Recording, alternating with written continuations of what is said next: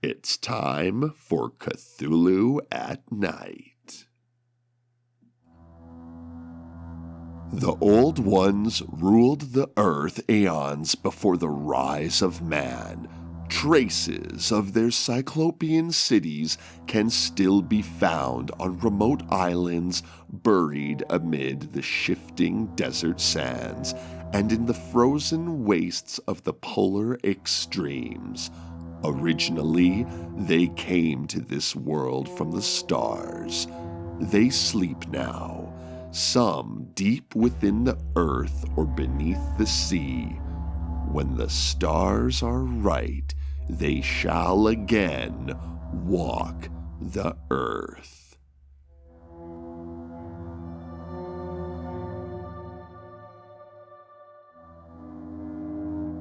Edge of Darkness, Part 2.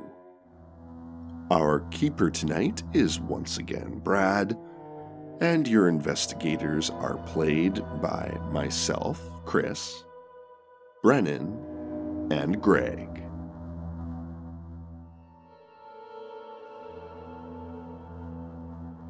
Do you have the sarcophagus? Yeah, I've got it. Can I page through the journal and see if there's anything that jumps out as an aha? Yeah, for sure.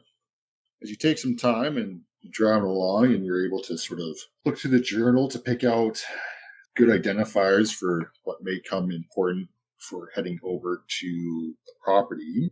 So from paging through the notes, you know for sure that they left, obviously, the transcriptions. Something like a lot of their equipment that they did, their rituals, were left at this property. So chalk to use to make the pentagram, their transcriptions from the book. Maybe there'll be some clues in this equipment that they left. It probably should be easily identifiable because there's warning signs sort of carved into this property. Warning signs, eh? Are these carved into the exterior walls, or are they signs that have been posted? No, they're carved. How much longer till we get to Sausage Corners? We're lost. So one highway. Yeah. Yeah, basically.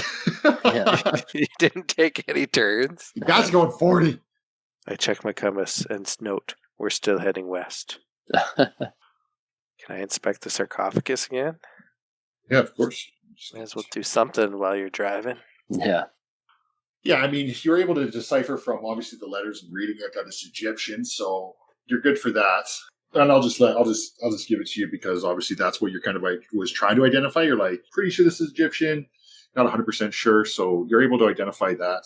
As you kind of fold over and open up the sarcophagus, as you turn the lid, as you look on the inside of the lid, you can see it's lined with markings of a language that you're not quite sure of.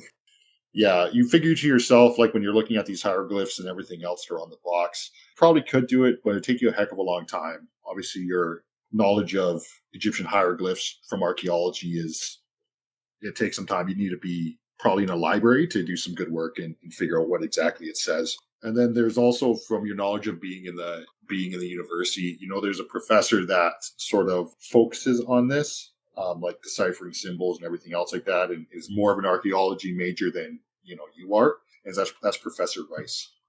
Professor Rice. Yeah. All right. Let's get back to this. All right, so old Mabel was telling me how the place is haunted. Yeah, so she kind of alludes to you that they think that it's haunted. No one really goes out there. She also goes on to let you know, because it's a pretty small place, that Mr. Merriweather in Arkham has owned it for years and has done nothing with it. And it's an eyesore for the town because it's so close and it's never used. It's a pretty big farmland. And then, she gives you more direct directions to the house. You take Boone Road that runs north out of town, and then you take a left down a path, some 2 miles, and then the path comes just after an old lightning-damaged tree. That stands by the roadside, and then you'll be at the farm. All right. One more thing, ma'am.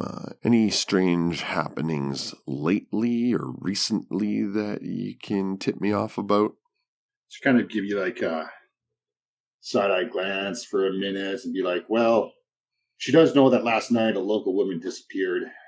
Middle-aged farmer's wife called Maggie McFurter, who went out after dark to check on their horses and hasn't been seen since. Is their property adjacent? Yeah, it's Rupert's? close by. What's her name? Her name was Maggie McFurter. All right.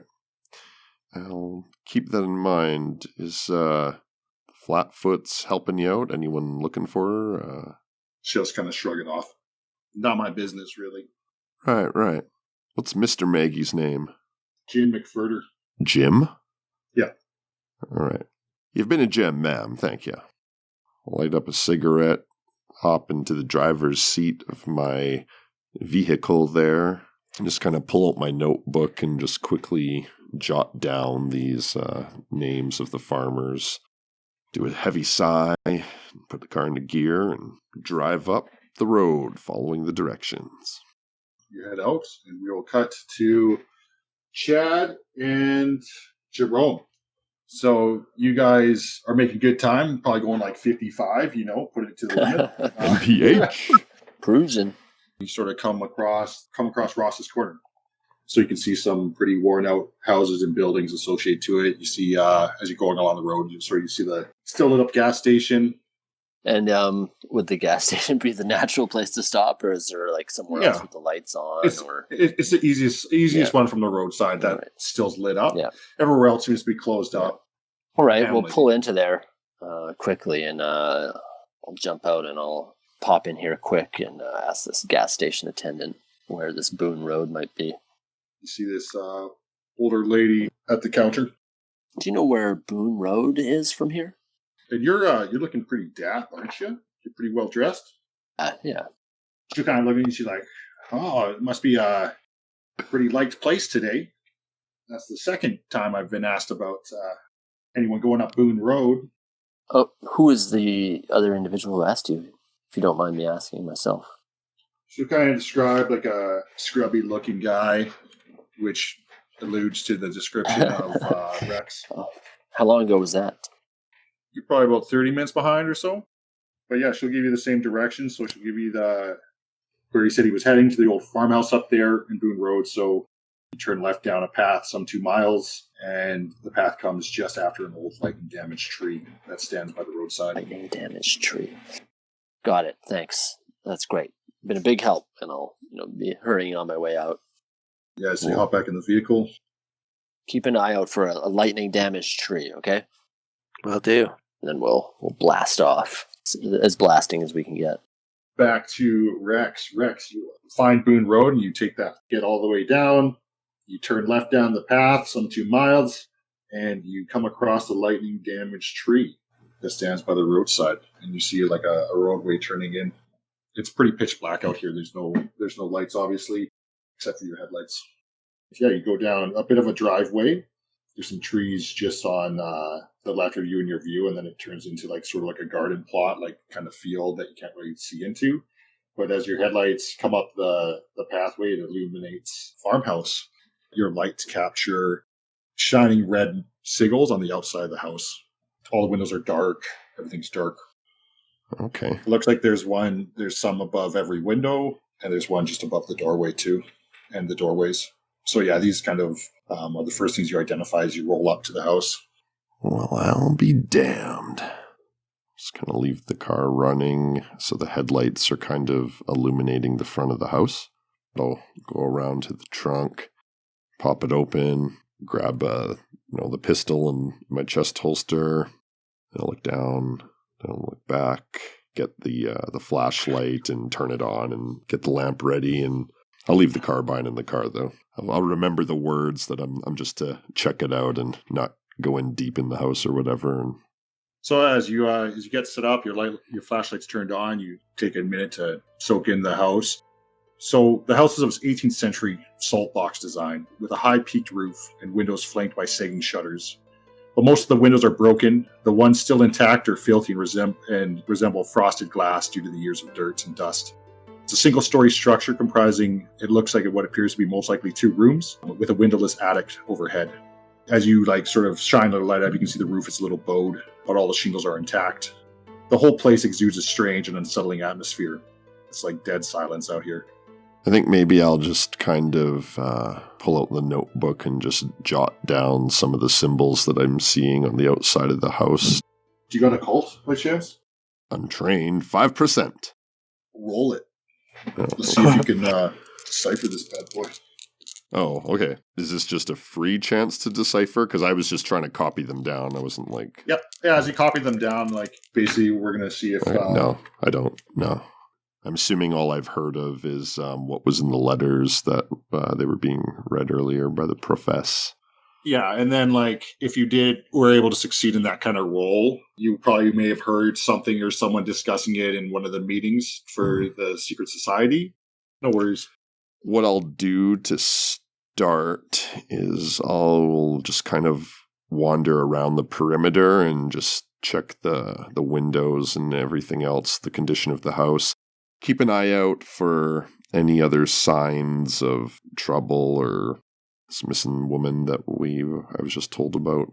I do have spot hidden. I'll be on the lookout for anything unusual or... Yeah. Okay, so in general, as you take a look at the house, the remains of a porch swing rest at the edge of the trees close by to the house. The chains have long since broken, and you hear this like sort of creaking metallic sound as they swing from the wind. On the lintels over all the doors and the windows are carved this symbol, strange in nature. It's the same symbol associated to all these windows and doors, so you can identify that as well. As you walk around the house, you can identify that there's a single door in the front with a small oil lamp hanging from the wall beside it, and there's a back door associated to this farmhouse as well.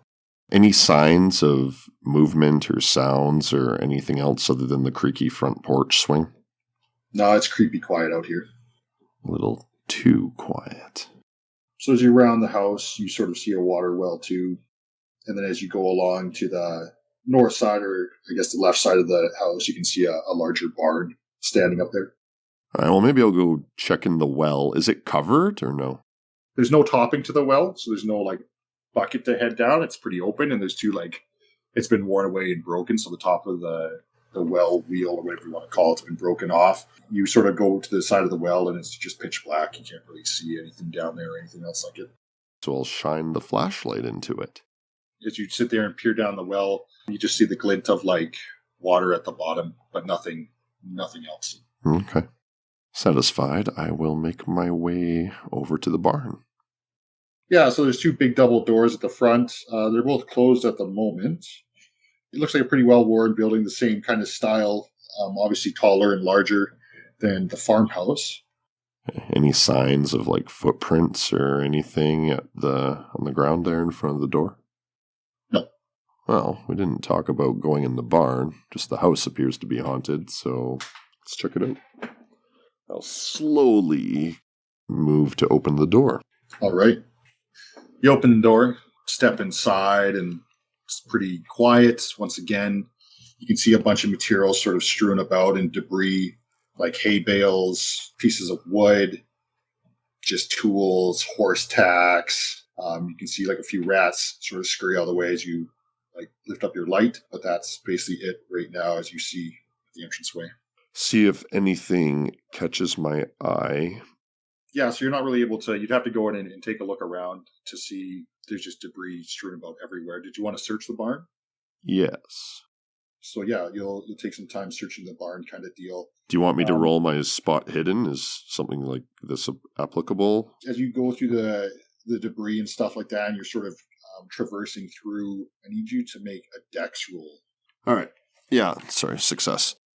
So yeah, as you're stumbling around, you're like moving horse tack and stuff like that, and you're going through and you slip but catch yourself, and you're not finding anything really successful. But as you're doing that, that's going to take a bit of time. So we're going to cut back to Chad and Jerome. So you guys have now turned on Boone Road, and you've been heading up this road for about 2 miles, and now you're seeing this dead tree that sort of gets illuminated by your headlights there, Chad. All right, great. So that's our cue to turn. Yep. So you turn in. Right as you turn in, you see this, the same road or pathway that leads up into the farmland. It's like overgrown. So you cruise up the road a little bit, and then your headlights illuminate Rex's vehicle, obviously parked in front of this house. And as the vehicle gets illuminated, you see the sort of house get illuminated, and you can see the farmhouse with these red symbols that are caught by your headlights that sort of stand out. on the Right. farmhouse. Told them not to go near the house. Uh-oh. So we see the car. Yeah. Did you leave See the your house. car running, Rex, or did you turn it off? Honestly, I never specified that I turned it off, so I think you left the headlights on, Yeah. right? Like that's what you did. I would have Headlights are left on. it, like that. Yeah. We'll pull up as well. Maybe leave our headlights on too, just for some extra light.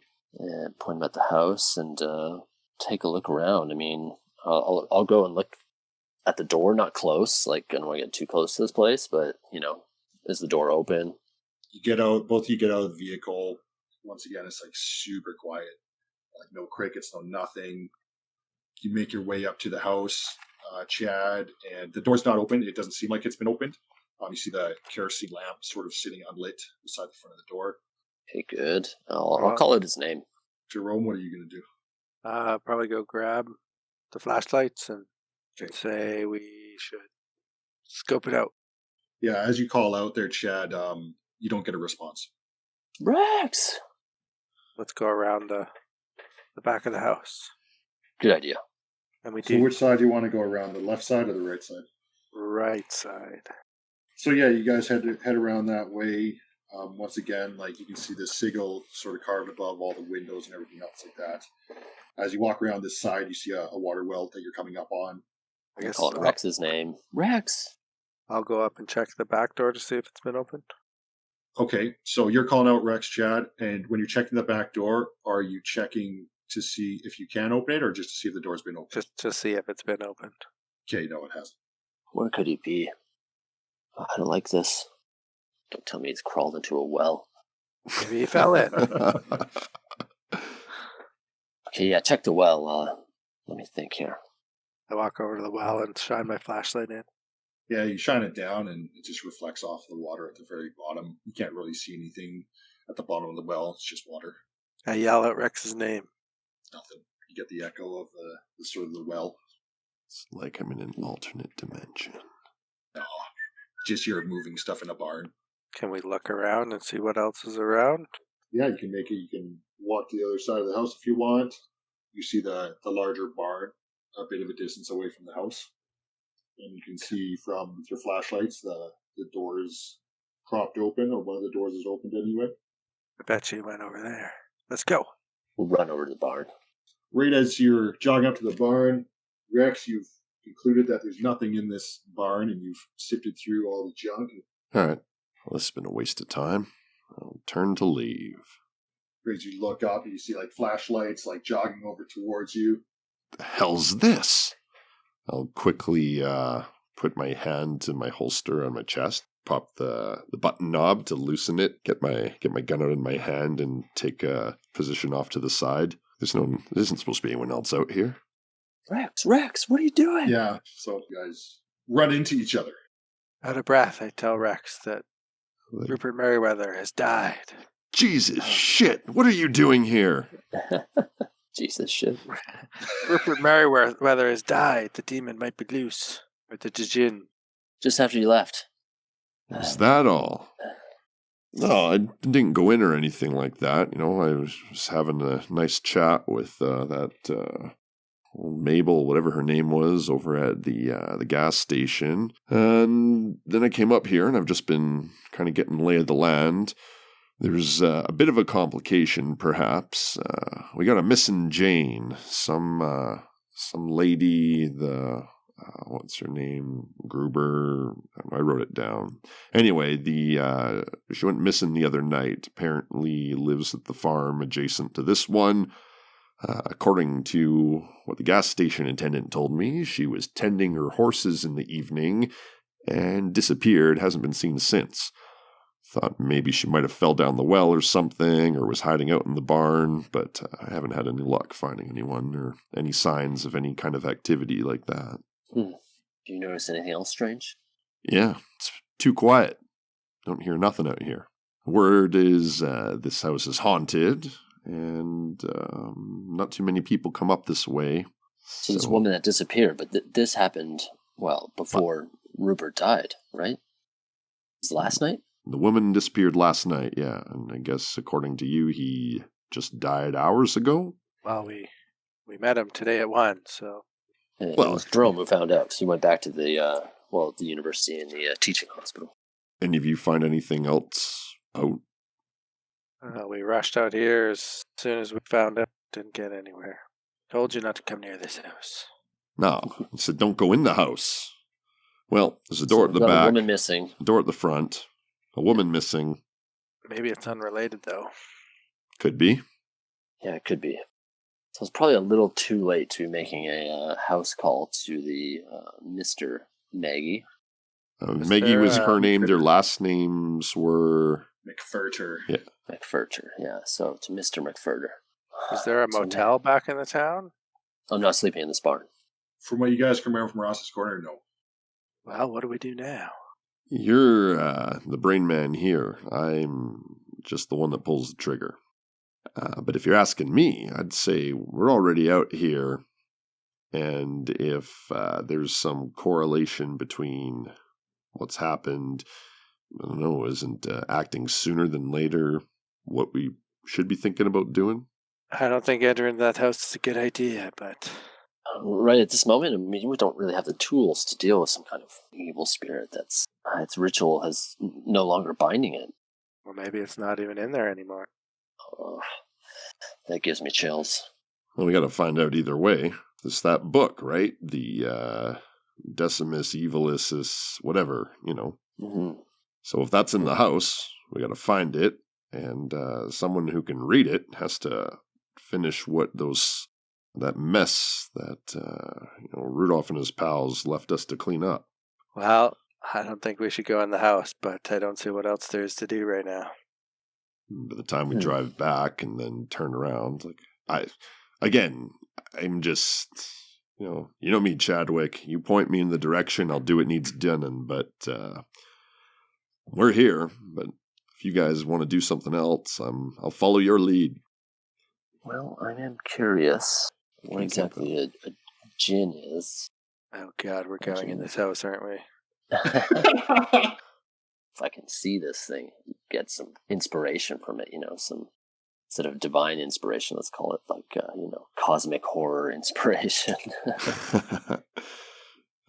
So I think that's would have been what's driven him to become like a part of this society and have an interest in this kind of subject matter. So look, if you two hadn't shown up, my plan was simply to get the lay of the field, obviously check the outhouse structures, this well, maybe see if there's been any sign of movement around here, and then I was going to report back that all seemed quiet. But now that you're all here...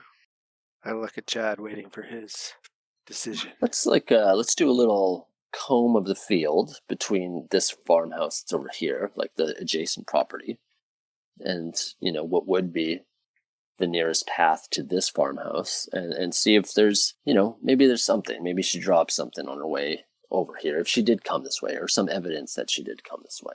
And we can take a look around at this neighboring farm. Maybe if the lights are on, knock on the door, see if old Jim is up. Beats entering Ask the some house, I'm in. questions. And if not, maybe we should go in this house. I mean, maybe fate is, guiding our actions today. We just met this Rupert guy. He croaks hours after seeing him. All right. I like the idea of searching the fields.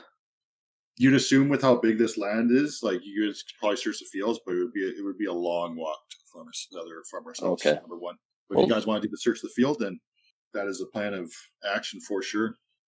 Like, just letting you know, I've been around the house, to these buildings, everywhere between where the cars are parked and the logical doorways into the house, and I've seen no footprints, no sign of nothing other than us being here as far as outside movement. So, I mean, if she fell asleep in the field somewhere or something happened, I guess that's possible, but we can take a quick look. Quick look, sure. All right. So for this, I need what you guys are going to be rolling is a spot hidden rolls, leading up to the barn and the house. Yes! Areas. And what directions will you guys be doing? So basically, the barn is north of the house, which the field sort of expands up that way. East of the farmhouse is where another direction that you could span out, and then there's a garden plot to the south. Someone should go to the garden plot, right? Wherever I go, I succeeded on my spot hidden roll, so put me wherever's useful. Awesome. Who is going east? I'll go east, I guess. Okay. Yeah, I'll go whatever direction's left. Yep. Okay. Yeah, so Chad, you're sort of walking around, you're like combing the grass, going north of the barn, and your foot kind of catches a root. Take a tumble. You're not coming up with anything in the grass as you make it to the tree line anyway, going north from the farm. We go over to Rex. So Rex, as you head over to the garden plot and you successfully did your spot hidden, as you're inspecting through the tall grass and weeds, you successfully spot a recently dead raccoon laying in the knee-high grass. Okay. I will examine it more closely. It's a pretty hefty raccoon, like it's about 30 pounds or so. There's a large hole that has been bored into its chest. Do you have any science, biology, medicine, natural world, anything like that? Survival forest.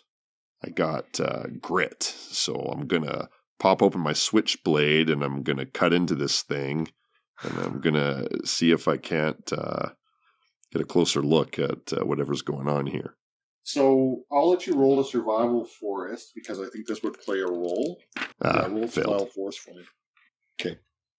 So, yeah, you're like looking at it, you're like, oh, okay. Yeah, you can see that as you look inside and you like crack it open a little bit, there's no heart to this thing from what you can tell. So it's missing from it. Yeah, with your knowledge, like another animal could have done this, I guess. Like eating the inside of it. Kind of odd. It gives you like kind of an uneasy feeling. Is the whole thing cleared out or just the heart? Looks like just the heart. Yeah, maybe a little strange. I don't know. I'm assuming this would fall under my thing where gore and body stuff doesn't really bother me, especially if it's an animal. I wouldn't really care. Okay, well, maybe I'll just whistle for the others to come over. Yeah, as you're doing that, we'll cut over to Jerome. So, Jerome, as you're walking, you sort of are heading out in the field. You're taking a look around. You're not seeing anything that sort of stands out too much. But as you get to about 200 yards out from the barn, your flashlight catches a foot with a shoe. You can see that obviously this foot is attached to a body. I go over and investigate. So you step up near it, and your flashlight sort of catches the full extent of the body. I need you to make a sanity roll. 75, fail. You lose 3 more sanity points. So as your light comes upon this figure, it's a figure of a woman. She's in longer kind of dress, like basically a farm dress kind of deal, and it's blood-soaked. Your light sort of illuminates this body. You kind of stagger back a bit, seeing this, and you're like, oh my god. Can I use my medicine and try and determine the cause of death? Roll me first aid or medicine. I have 71 in medicine. Upon the closer inspection, like right away, you can see that there's a hole in her chest. That's odd. Yeah, the wound that killed her just from your knowledge of medicine. I'm going to turn back and try and go and get Rex and Chad. You hear a whistle come over from Rex's direction, and same with you, Chad. You hear this whistle as well. Yeah, I run over there. Mm-hmm. You guys jog over there, flashlights bouncing in the darkness, and you come across Rex. I'm assuming you're on one knee. I'm going to heft this raccoon up by the tail. Seems to be missing its heart. It's eerie similar to your knowledge there, Jerome, of what you just found. The heart's missing. It's a hole in a dead raccoon. That's what which kind of makes the hair on the back of your neck kind of stand up for how similar. I found a dead girl over here. Same kind of wound. What? I start jogging over to the dead body. And so as we get to the body, I guess I point out the same hole in the chest. And I wonder if the heart is also missing. I'll take a close look. I'm not going to touch the dead body, obviously. You got first aid? It's untrained, like 30%. Yeah. So you guys can roll first aid too. Sure. Which of you? I fail. I failed at my medicine, but let's see if I can get first aid. Failed. Well, she's dead. And this is the only wound on this person that you guys can kind of identify from your knowledge. You're putting like the two and two together where, yeah. Say, fellas, I think this thing's getting hungry and it's already out and about. You want to go in the house, don't you? Well, It's already killed once. Well, I don't have a good argument at this point. Well, Chad, do you want to go into the house? Oh, all right. Let's go in.